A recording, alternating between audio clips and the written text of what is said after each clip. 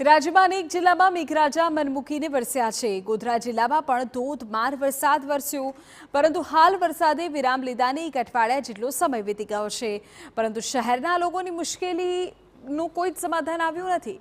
શહેરના મુખ્ય રસ્તાઓની હાલત બિસ્માર છે। અનેક જગ્યાએ પડેલા ભૂવા અને હજુ સોસાયટીના માર્ગો પર સતત વહેતા પાણી એ મોટી સમસ્યા સર્જી રહ્યા છે। કૃષ્ણા તળાવની પાળ તૂટવાને કારણે તળાવમાંથી સતત પાણી વહેતા નજીકની સોસાયટીઓ જેમ કે શ્રીનાથનગર, સૌમ્ય વિલા, શાંતાકુંજ સોસાયટી, સંસ્કાર નગરી 1, 2, નાલંદા સ્કૂલ, અંકુર સ્કૂલ, દત્તાત્રેય નગર સહિતના જે સોસાયટી છે ત્યાં તેના માર્ગો પર પાણી વહી રહ્યા છે। માર્ગો પર વહેતા પાણીને લઈને હવે રહીશો ત્રાહિમામ પુકારી ઉઠ્યા છે। બાળકોને શાળાએ જવા તેમજ જરૂરી કામ અર્થે સોસાયટીના રહીશોને બહાર નીકળવું પણ મુશ્કેલ બન્યું છે। સમસ્યાને લઈને સોસાયટીના રહીશો દ્વારા નગરપાલિકાના સત્તાધીશોને અનેકવાર રજૂઆત કરવામાં આવી છે, પરંતુ સમસ્યાનું નિરાકરણ નથી આવતું।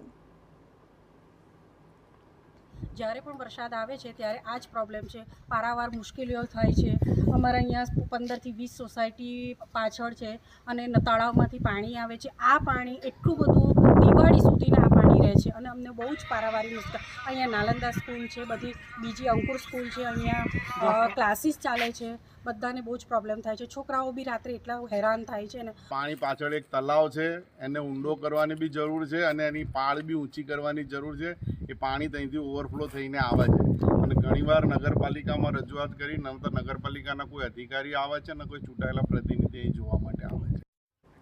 તો બીજી તરફ નગરપાલિકાના સત્તાધીશોને જ્યારે સમસ્યાના નિરાકરણ માટે પૂછવામાં આવ્યું તો તેનો જવાબ હતો કે હજુ અમે સમસ્યાનું નિરાકરણ માટે વિચારી રહ્યા છીએ।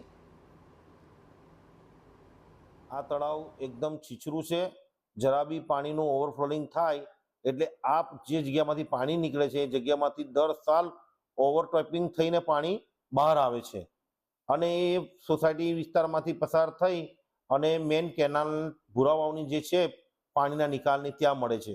એટલે આ પાણી દર વર્ષે જ્યારે બી પાણી ઓવરફ્લો થાય તો નીકળે જ છે, પણ હવે એના માટે અમે આ પાણીના નિકાલ માટેના પ્રયત્નો કરવાની